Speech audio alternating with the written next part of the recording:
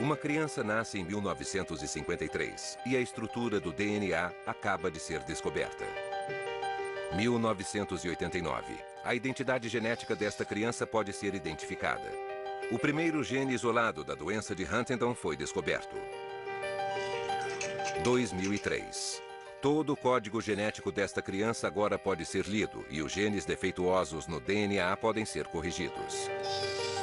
Outro nascimento, mas desta vez não é o milagre de sempre. O sexo do bebê e a cor dos olhos foram escolhidos antes da concepção. Também o cabelo, o desenho do nariz e a inteligência. A data deste nascimento?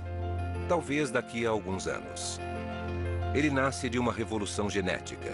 Uma revolução em que cada passo traz novas questões sobre ética e responsabilidade. E à medida que as promessas da ciência aumentam, crescem também nossas dúvidas. –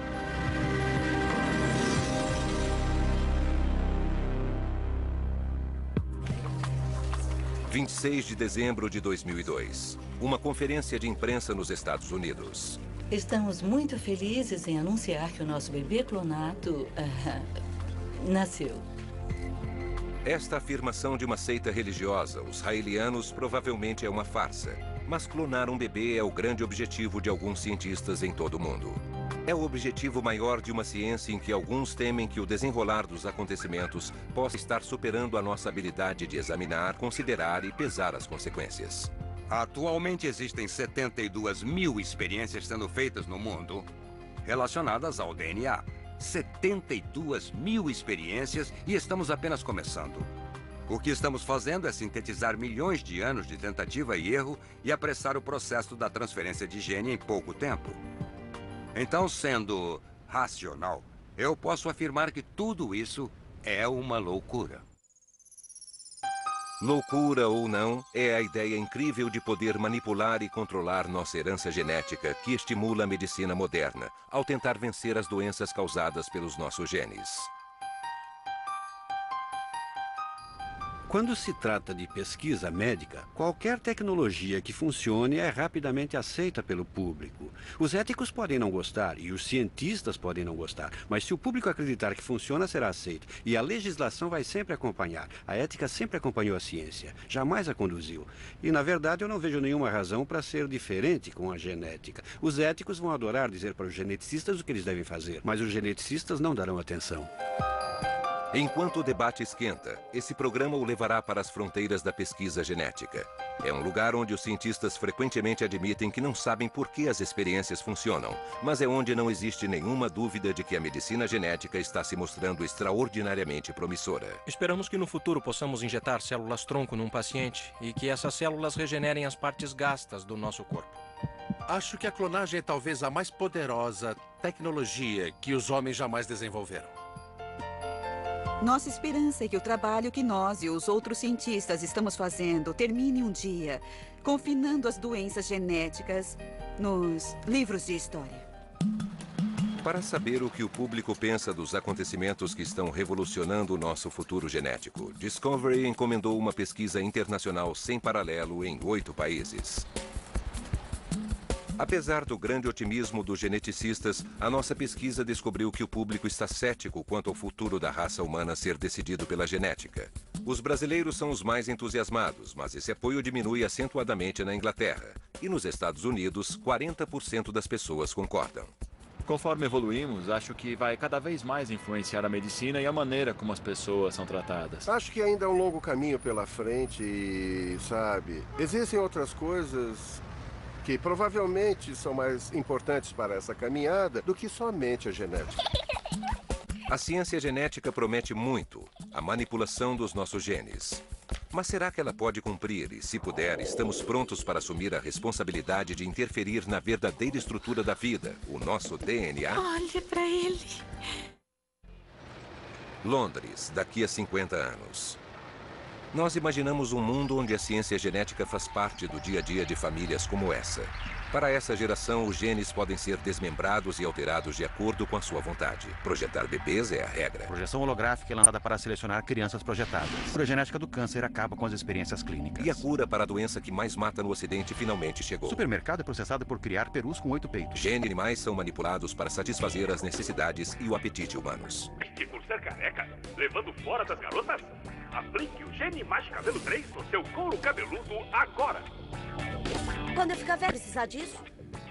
A cura genética para a calvície ainda não existe. Mas desde que os segredos do nosso genoma foram descobertos, os cientistas se perguntam se poderiam manipular os nossos genes. Essa grande ideia é a terapia de genes.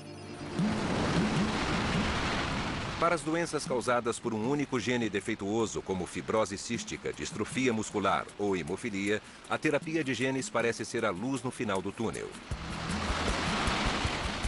Esse homem é a prova viva de que a terapia de genes funciona. Ele é a única pessoa no mundo que aparentemente se curou da hemofilia, depois de fazer parte de uma experiência de terapia de genes pioneira. Doenças como a hemofilia são causadas por mau funcionamento dos genes. A ideia por trás da terapia de genes é simples. Por que não implantar um gene saudável no DNA para resolver o problema? A terapia de genes usa um vírus para implantar o novo gene no núcleo, assim como um envelope carrega uma carta. O gene se implanta no genoma ao acaso. Agora ele pode ser lido, e as instruções corretas são passadas do núcleo para a fábrica de proteínas, que por sua vez produz as lajes do nosso corpo. Mas a terapia de genes tem seus riscos. De fato, em algumas tentativas, ela se mostrou fatal. Em 1999, o jovem Jesse Gelsinger morreu enquanto se submetia a uma terapia de genes experimental no seu fígado doente. O vírus usado para levar o gene substituto provocou uma grande reação imunológica que matou o adolescente. Meu problema com a terapia de genes não é com o princípio da coisa, mas com a sua execução. Jesse Gelsinger, esse rapaz não corria nenhum risco de vida. Ele levava uma vida razoavelmente saudável. Ele morreu quase que imediatamente após a terapia. Ele não precisava ter morrido. Outros erros surgiram da terapia de genes. Crianças com imunodeficiência pareciam os candidatos ideais para o tratamento.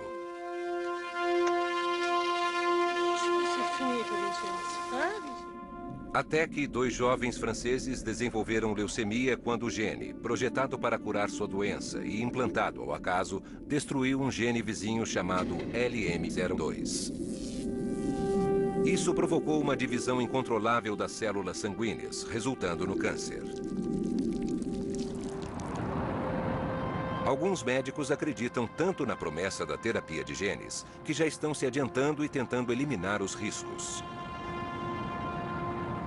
É o que estão fazendo em uma experiência conjunta entre a Universidade de Stanford e o Hospital Infantil da Filadélfia, para tratar a hemofilia causada por um gene isolado. Conforme envelhece, o sangue fica mais escuro, mas na verdade o que me preocupa é que é maior de um lado do que do outro. Então não é só uma lesão na pele.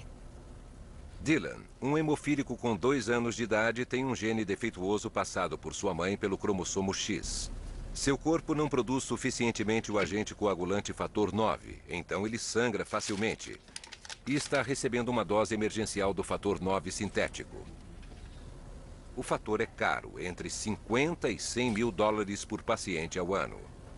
Então, mais da metade dos doentes do mundo não podem usá-lo. Os pacientes podem se tornar imunes a ele e é penoso administrá-lo. Fica quietinho, filhinho. Pronto. Fica aqui, calma. Pronto, está acabando.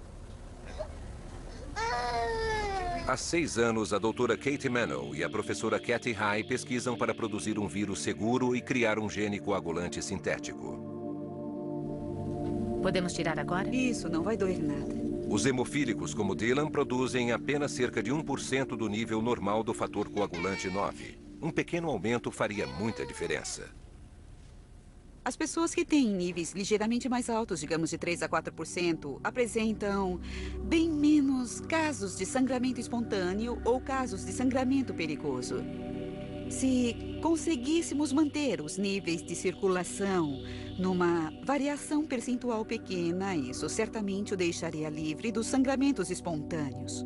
E então, como está se sentindo? Há 4 meses, Chris Brandt, de 31 anos, viajou da Austrália para os Estados Unidos para tentar. Chris e o seu médico levaram meses para convencer o governo australiano a permitir que ele participasse. Frequentemente é muito difícil saber o que muitos desses conselhos reguladores exigem. Portanto, precisa-se de muito tempo para preencher a papelada, ter certeza de que tudo foi feito corretamente. Não há dúvida de que a morte de Chas Gelsinger mudou não só os testes da terapia de genes, mas também todos os experimentos clínicos em todo o mundo.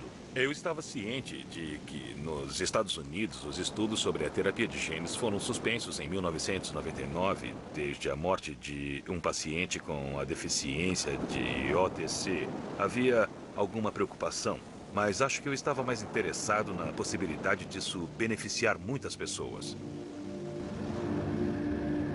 O gene sintetizado do fator 9 foi injetado diretamente no fígado de Chris. Um processo simples e permanente.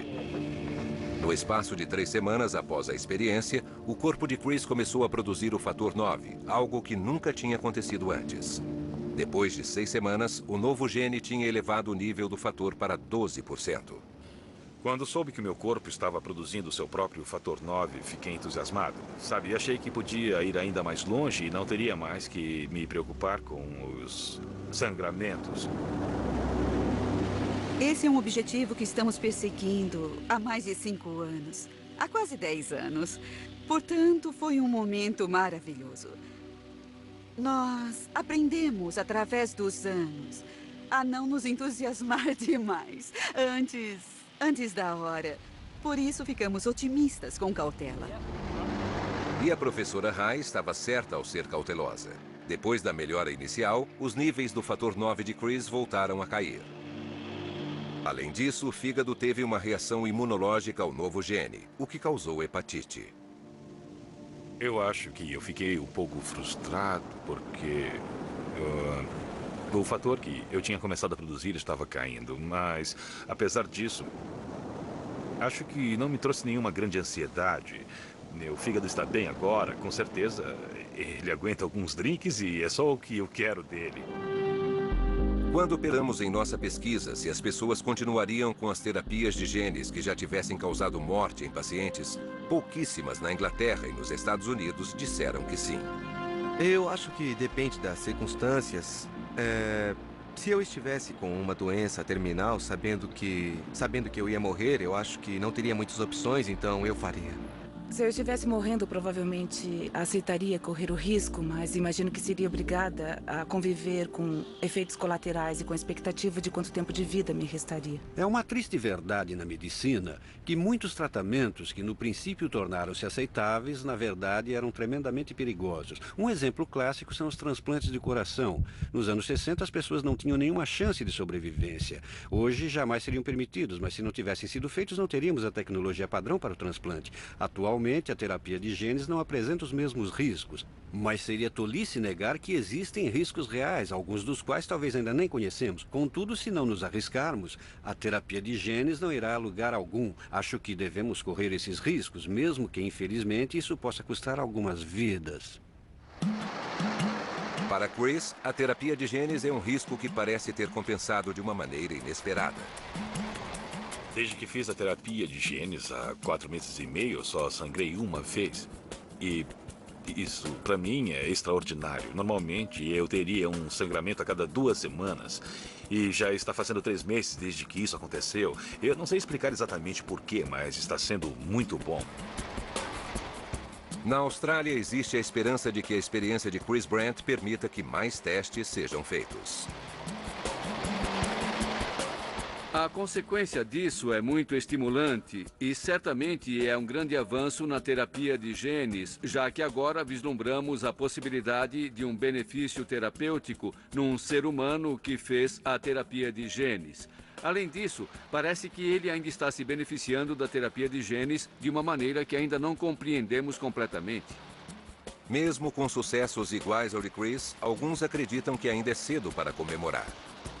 Ainda não temos conhecimentos suficientes a respeito dos genes para fazer experimentos dessa envergadura. Nós só temos cerca de 30 mil genes. Mas deve haver 200 ou 300 mil proteínas codificadas por eles. O que os biólogos moleculares não conseguem dizer é por que um gene decide codificar uma proteína e outra não. Então, acho que o que ainda temos que investigar é em que medida esses fatores sutis do meio ambiente podem influenciar um gene a se tornar proteína e outro não, porque isso envolve todo um processo. A terapia de genes de reposição envolvendo a introdução de novos genes continuará a trazer riscos até sabermos exatamente como eles funcionam. Mas uma nova pesquisa na Universidade de York se mostrou mais segura. Ao invés de substituir um gene defeituoso, ela destrói a sua mensagem, atacando o mensageiro. É o primeiro passo para destruir o maior de todos os assassinos, o câncer. Este é o núcleo de uma célula cervical cancerígena que foi forçada a se autodestruir. O câncer é causado por um vírus sexualmente transmitido, chamado papilomavírus humano, ou HPV. Todos os anos, 400 mil mulheres em todo o mundo morrem por causa dele. A professora Jo Milner passou os últimos 3 anos tentando descobrir meios de derrotá-lo. No interior do núcleo de uma célula saudável estão os genes P53 e RB. Esses 2 genes anulam a formação do tumor, controlando a divisão das nossas células e destruindo qualquer célula danificada que poderia se tornar cancerígena. O câncer cervical ocorre quando o vírus do câncer entra na célula e ataca os genes que neutralizam o tumor, colocando 2 dos seus próprios genes, E6 e E7, no genoma humano. Eles tomam o controle do crescimento das células, forçando-as a se dividirem de uma maneira incontrolável, causando o câncer. O estudo da professora Milner, um dos mais avançados na pesquisa genética, é chamado de interferência de RNA. Ele trata do câncer em sua raiz genética. Os tratamentos convencionais do câncer, inclusive a quimioterapia e a radioterapia, são bastante eficientes para vários tipos de tumor, mas têm a desvantagem de também danificarem as células normais. Em outras palavras, não agem exclusivamente no câncer. A grande vantagem da interferência de RNA é poder ser dirigida somente para as células que estão desenvolvendo o câncer. Os nossos genes são lidos pelo mensageiro RNA que leva as instruções para as fábricas de proteínas na célula. A técnica da professora Milner barra a mensagem dos genes cancerígenos antes que eles alcancem as fábricas. Interrompe a mensagem, acertando efetivamente o mensageiro. O agente que faz isso, uma molécula chamada RNA de curta interferência, é introduzida na célula infectada pelo vírus do câncer. Aqui ela se une ao mensageiro RNA que carrega o vírus do câncer, dando instruções para a fábrica de proteína e então extermina o mensageiro, levando as células cancerígenas à autodestruição. No papel, é uma concepção fantástica. A questão é, será que a professora Milner conseguiria fazer isso funcionar na prática contra esses matadores, as células do câncer cervical? Podemos ver que o quadro muda completamente. Há muito menos células. E aqui as células com círculos em volta são as que estão em processo de cometer suicídio. Essas estão mortas e são as remanescentes das células cancerígenas. Foi uma sensação maravilhosa poder olhar no microscópio e ver esses resultados. Dava para ver que as células estavam morrendo, enquanto as células normais, que tiveram exatamente o mesmo tratamento, estavam completamente lesas.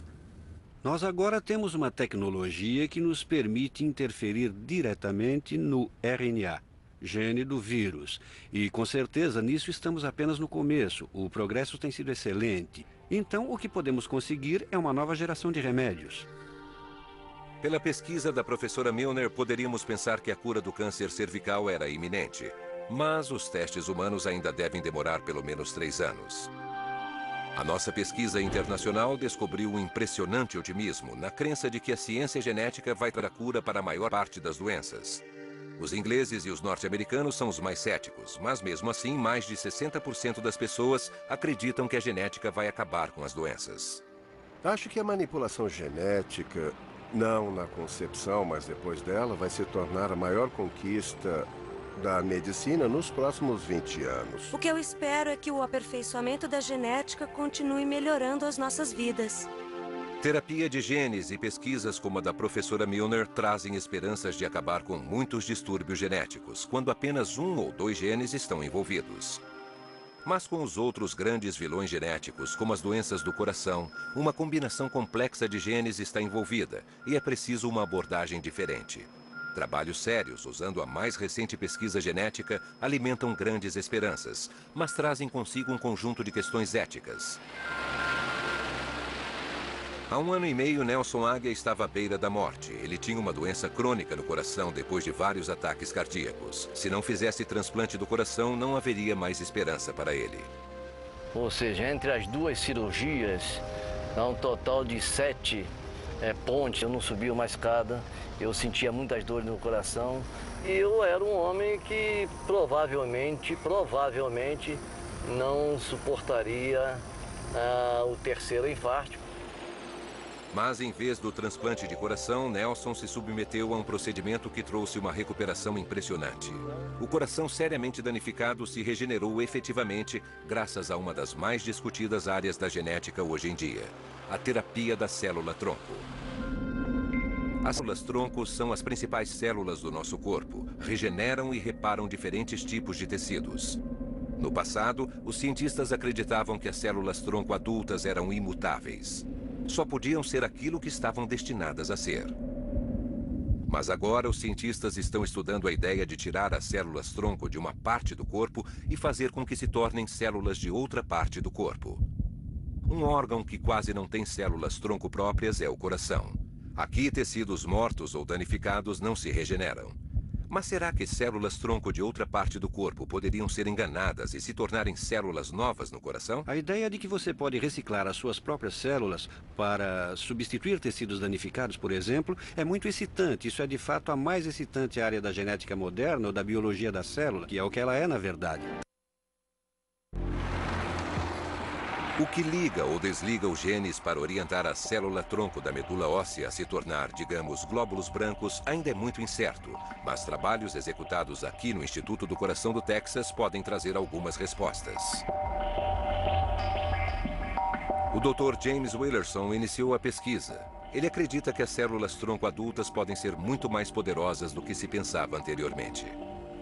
Nós estamos seguros de que uma pessoa pode usar as células da medula óssea como uma forma de transplantar a célula-tronco de uma maneira que melhoraria o fluxo do sangue para o coração e melhoraria o funcionamento do coração doente. As células-tronco da medula óssea de Nelson são puxadas com uma seringa e depois filtradas para separar as outras células. Elas são então injetadas no coração doente, entre o tecido vivo e o morto. A grande dúvida é se esse novo ambiente pode convencer as células-tronco a se tornarem novas células, em vez dos glóbulos brancos que estavam destinadas a ser originalmente. O Dr. Emerson Perin, um especialista em coração do Instituto do Coração do Texas, está trabalhando nesse projeto pioneiro. Ele decidiu dirigir as experiências para o seu país de origem, o Brasil. Inicialmente, o Dr. Perin vai mapear o coração doente em 3 dimensões, colocando uma sonda no órgão através de uma artéria da perna.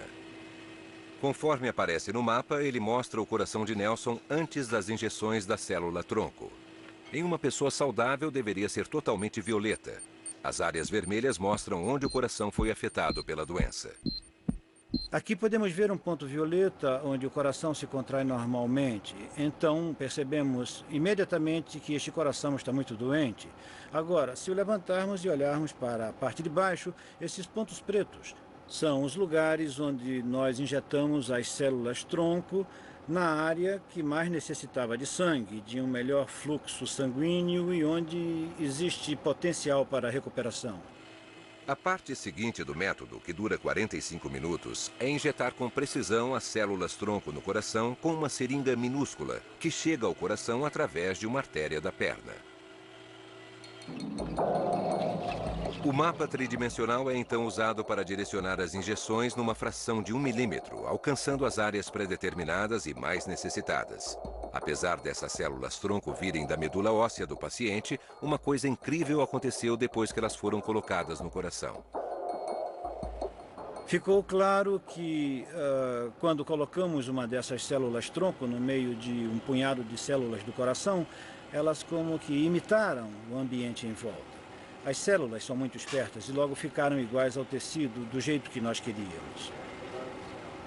Nós achamos que, de alguma maneira, as células-tronco são capazes de criar várias substâncias muito benéficas que podem, por exemplo, ajudar a reconstruir os vasos sanguíneos. Elas também podem se tornar, digamos, uma parte dos vasos sanguíneos ou de um músculo do coração. E isso é um outro mecanismo. Então, por enquanto, ainda não temos muita certeza de como isso funciona, mas já temos uma boa ideia. Talvez eles não saibam como funciona, mas parece que realmente funciona. A imagem da direita é um quadro do coração de Nelson apenas 4 meses depois da operação. Olhando para essa imagem feita na hora da injeção, podemos ver aqui, no lugar onde as células foram injetadas, nós vemos uma melhora considerável que é demonstrada por essa grande área violeta que representa o músculo com contrações normais. Se olharmos para o outro lado do coração, veremos também uma mudança nesta grande área vermelha do músculo do coração antes enfraquecido e que agora está se tornando um coração normal e mais forte. Até agora, 14 pacientes se submeteram a esse método. Todos eles, assim como Nelson, fizeram excelente progresso. Eu ando em dias alternados 4 quilômetros, sem sentir nada. Eu nado razoavelmente, vou ter que trabalhar. O teste ainda está em fase experimental e os cientistas ainda não sabem ao certo como os genes ligam e desligam nas células-tronco. Mas mesmo assim, os médicos estão avançando nos testes para confirmar os seus dados.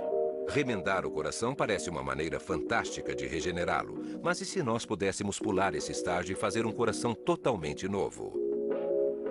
Esse é o mais novo objetivo da pesquisa da célula-tronco, substituir totalmente os órgãos. Mas para fazer isso, entramos em uma área muito controversa. As células-tronco adultas podem ser muito mais versáteis do que se pensava antes, mas o seu uso ainda é limitado. Tentar criar um novo órgão do nada exige as mais versáteis de todas as células, as células-tronco embrionárias. Células cujos genes podem ligar e desligar para ficar iguais a todos os tipos de células do corpo humano. Células produzidas por embriões com cerca de 5 dias de vida. Sem dúvida, a parte mais excitante da genética é a genética do desenvolvimento. Como levar um óvulo até um ser humano? Como levar as características dos tecidos de um embrião para um coração? Agora, se conseguirmos fazer isso, é provável, apenas provável, que nós mesmos podemos fazer isso e reconstruir um coração. Pense nos problemas médicos que isso resolveria. Mas resolver esses problemas exige uma ação que muitos acham repugnante. Quando criamos embriões especificamente para extrair deles as células-tronco com fins experimentais, lembrando que o embrião será eliminado depois, já que não vai crescer, isso é muito perigoso. É eugenia. Isso não deveria ser um procedimento normal da ciência. Mas a ciência está prosseguindo, e com resultados tão extraordinários que os éticos terão de brigar para serem ouvidos.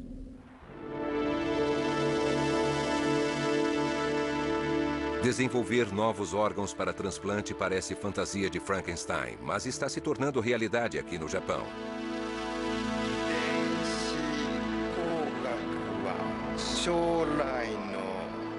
Essa rã tem olhos que foram criados artificialmente neste laboratório. Eles funcionam perfeitamente depois de terem sido transplantados na rã por este homem. O professor Makoto Asashima fez uma descoberta incrível na Universidade de Tóquio. Ele é o primeiro cientista do mundo a criar do nada um órgão dos sentidos através de uma célula-tronco embrionária. As células-tronco embrionárias são os blocos de construção de todas as criaturas, tanto animais quanto humanas. Depois que um esperma fertiliza um óvulo, ele começa a se dividir até que depois de 4 ou 5 dias, já são 200 esferas de células vigorosas. São as células-tronco. Nessa altura, elas têm a capacidade de se tornar qualquer parte do corpo. Se pudermos aproveitar esse potencial e direcioná-lo, podemos desenvolver qualquer órgão que quisermos. Na Universidade de Tóquio, o professor Asashima pegou as células-tronco de um embrião de girino e as cultivou no laboratório. O desafio, então, foi induzir as células-tronco a se tornarem óleos. Nós colocamos vários indutores com as células-tronco num tubo de ensaio e, alterando as condições das células, como, por exemplo, mudando a concentração de um indutor de proteína chamado actina, podemos criar vários órgãos no tubo de ensaio. Esses óleos, criados em laboratório, são transplantados para os girinos que tiveram os próprios óleos removidos. O próximo desafio é fazer os óleos transplantados funcionarem. E, mais uma vez, apesar da genética ter controlado o mecanismo, ainda não sabemos até que ponto o motor foi acionado. O nervo do olho cresce indo em direção à parte óptica do cérebro e então para. Então, o nervo vem do cérebro e os dois nervos se juntam. Até o momento, não sabemos por que o nervo do olho transplantado cresce em direção ao cérebro. Enquanto os girinos se desenvolvem, a questão é, será que essa ciência pioneira vai mesmo funcionar? Será que as jovens rãs podem ver através dos novos olhos? Para descobrir isso, o professor Asashima aproveitou uma qualidade rara e natural da rã. Quando as rãs não conseguem enxergar, o corpo escurece. Se elas conseguem ver, mesmo com um olho só, ficam com uma cor mais clara, quase branca. Nesse tanque, podemos perceber claramente que as rãs mais claras conseguem ver. Algumas são até brancas. E as rãs com cores mais escuras, em que o transplante não funcionou, são cegas. A esperança do professor Asashima é de que essa visão futurista possa um dia literalmente dar visão para as crianças cegas.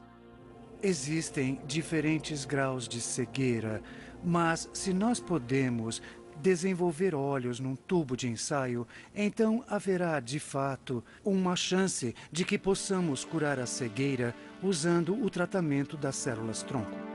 À medida que o professor Asashima aumenta o seu conhecimento a respeito do funcionamento dos genes que governam essas células-tronco, ele está aprendendo a desenvolver outros órgãos de rãs, rins, fígados e um dos mais complexos de todos, o coração. O coração da rã está esperando para ser transplantado. É o próximo objetivo na lista do professor. Nas experiências do professor Asashima, as células-tronco são derivadas de embriões produzidos sexualmente por rãs fêmeas e machos. O grande problema para os humanos é que o nosso complexo sistema imunológico rejeita instantaneamente órgãos que tenham DNA diferente dos nossos. É por isso que os pacientes com coração transplantado têm de tomar drogas imunossupressoras poderosas. O único meio de obter células-tronco contendo apenas os nossos próprios genes é através de um embrião clonado. Para conseguir isso, um óvulo humano é retirado de seu núcleo e um novo núcleo é implantado. Isso pode vir de qualquer célula do corpo. Um choque elétrico unifica os dois e a divisão começa. Um embrião clonado foi criado. E o Dr. Robert Lanza está fazendo exatamente isso. Aqui na Advanced Cell Technology, em Massachusetts, nos Estados Unidos, estão tentando levar um embrião a um estágio em que as células-tronco possam ser aproveitadas. Nós usamos a tecnologia da clonagem para gerar embriões humanos muito jovens. Embriões com apenas 4 ou 8 células. Para ir do embrião jovem até o blastocisto, que é um conjunto de cerca de 100 células, é preciso um ajuste delicado das condições de cultura, bem como de cada passo do processo de clonagem. Nossos parentes mais próximos, os primatas, encorajam Robert Lanza em suas pesquisas sobre embriões clonados. Aqui eles já chegaram ao estágio crucial dos blastocistos, com 100 a 200 células, quando a extração das células-tronco é possível. Ele acredita que as aplicações têm muitas possibilidades. Já sabemos, por exemplo, como transformar células-tronco em recipientes para a dopamina produzir as células que podem ser usadas no tratamento de, por exemplo, um paciente com um mal de Parkinson. E sabemos que adicionando algo como ácido retinóico, podemos transformar essas células-tronco embrionárias em células do coração. E inclusive já colocamos essas células do coração em vários andaimes degradáveis para criarmos o que chamamos de remendos miocárdicos e podermos consertar o coração do mesmo jeito que consertamos o pneu de uma bicicleta. O sucesso com os primatas encorajou Robert Lanza a criar órgãos humanos completos a partir das células-tronco de embriões clonados. Criar um coração completo é difícil, é um processo muito complicado e que provavelmente ainda vai demorar uns 10 ou 15 anos. Apesar de ainda distante, tudo isso soa muito promissor, mas há um preço a ser pago. Quando um embrião é usado para células-tronco, ele é destruído nesse processo. É o fim de uma vida em potencial. A dúvida é saber se esse pequeno punhado de células tem os mesmos direitos que todos nós temos. Há muita controvérsia a respeito. Muitas pessoas acham que isso deveria ser proibido. A nossa pesquisa mostrou que, enquanto no Brasil e na Turquia 2 em cada 3 pessoas acreditam que isso deveria ser declarado ilegal, nos Estados Unidos 2 em cada 5 acham o mesmo. Na Inglaterra, a metade acha que deveria ser proibido. As questões sobre o direito à vida são tão complexas que o mundo está dividido a respeito da continuação ou não das pesquisas com os embriões clonados. A Inglaterra ainda permite pesquisas com as células-tronco embrionárias até o limite de 14 dias. Os ministros da saúde da Austrália não conseguem chegar a um acordo sobre a matéria. Singapura nomeou uma lista de especialistas para estudar a questão ética sobre o uso das células-tronco embrionárias, e não existe nenhuma lei que regulamente a pesquisa da célula-tronco em Israel. Os Estados Unidos proibiram o uso do dinheiro dos contribuintes na pesquisa da célula-tronco embrionária, e há pressões políticas para acabar com elas completamente. Felizmente, não acabou ainda, porque a pesquisa da célula-tronco é tão importante que muitas pessoas e governos na Europa estão financiando. Então, a menos que a gente tenha uma total aversão a qualquer tipo de pesquisa, a tendência é de que ela continue, e aquilo que funciona pode ter certeza de que as leis entenderão sem a menor dúvida. E quando isso acontecer, a nossa escolha mais difícil será entre comprar os novos órgãos pela internet ou de algum vendedor que bater à nossa porta.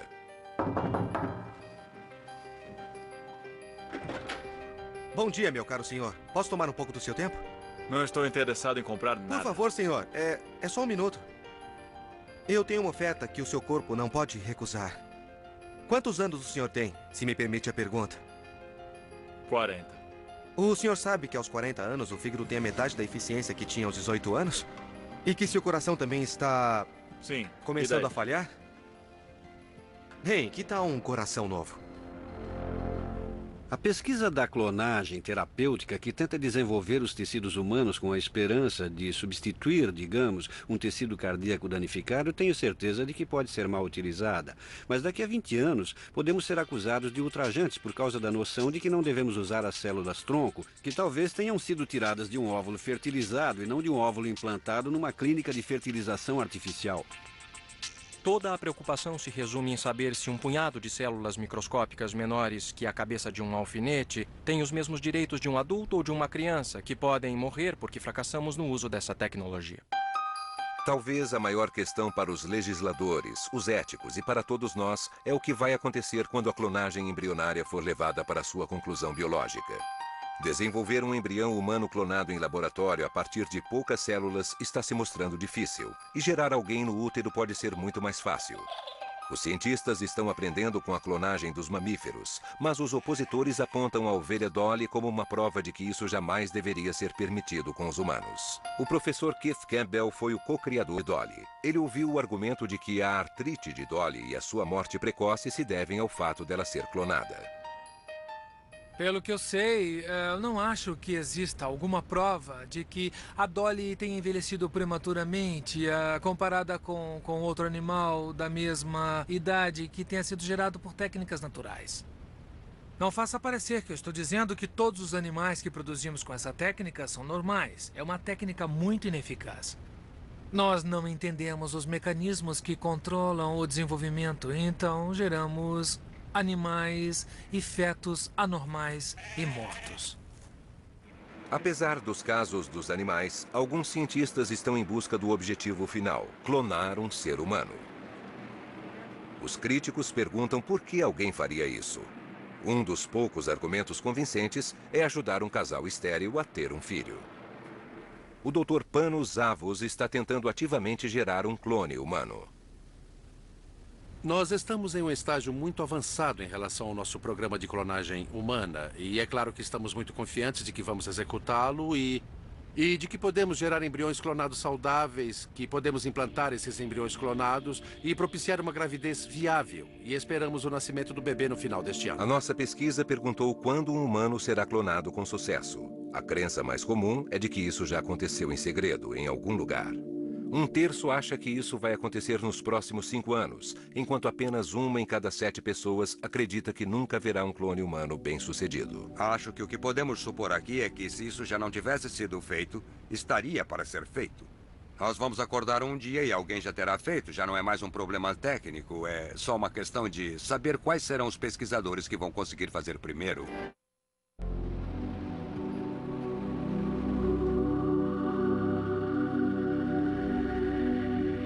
Olha só isso. Você em 2007. A cada dia ela se parece mais e mais com você. Você sabia que quando nós resolvemos te clonar, por alguma razão achei que ela podia ser um pouco diferente de você. Não há dúvida de que todo casal deveria ter o direito de gerar e de escolher a via pela qual gostariam de poder gerar seus filhos. As pessoas estão muito assustadas com a clonagem porque não conhecem o assunto.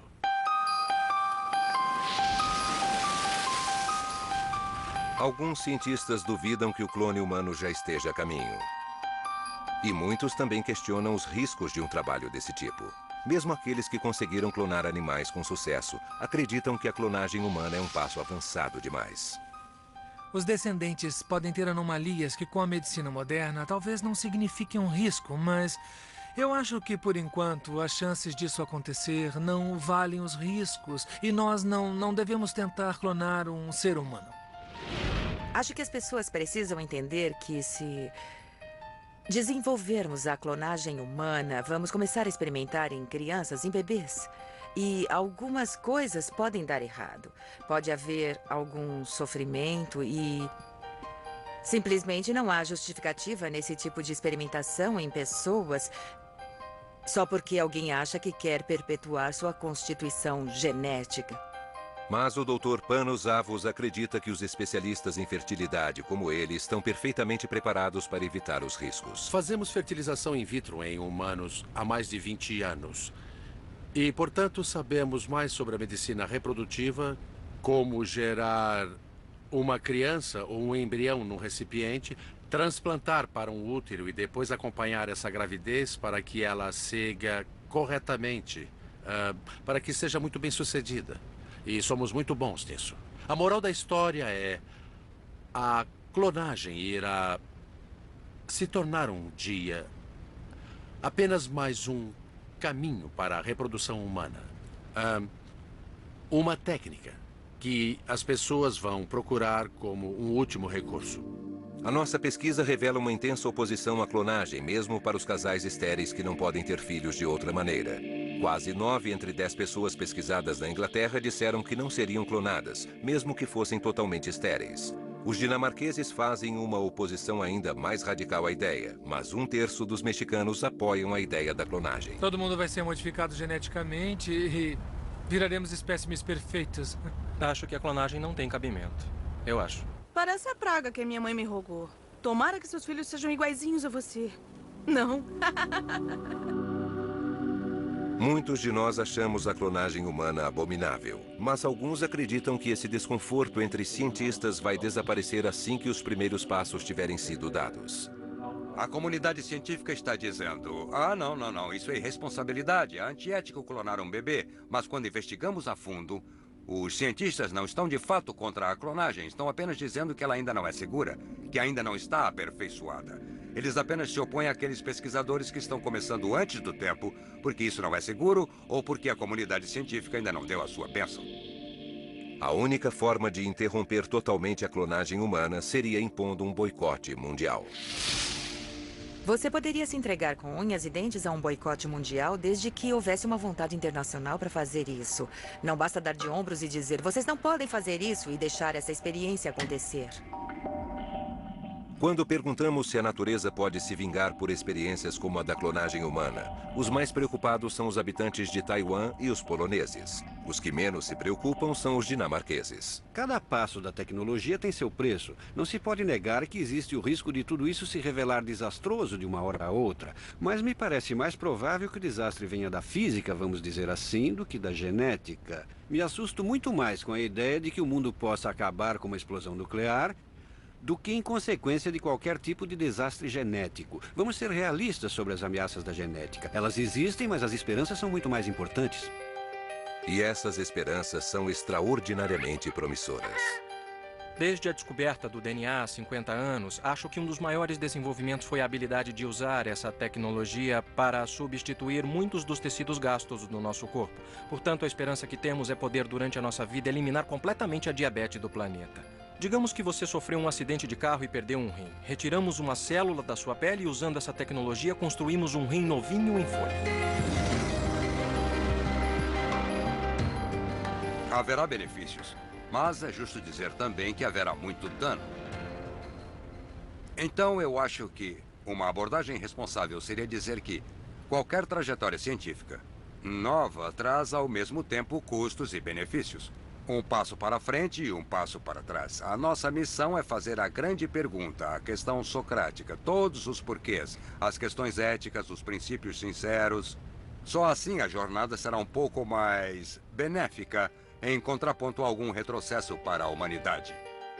E está em nossas mãos fazer essas perguntas, ouvir as respostas. E então poderemos ter esperança de reter o controle daquilo que tantos acreditam que será a era da genética. Uma coisa com a qual não podemos nos deparar é a decepção. Não podemos confrontá-la dizendo a genética não vai fazer nada, vamos parar, ou a genética é perigosa demais, vamos parar com isso. Não temos outra opção senão continuar. E talvez daqui a 50 anos, eu espero, a genética vai me permitir voltar e olhar para trás, para o século da molécula do DNA.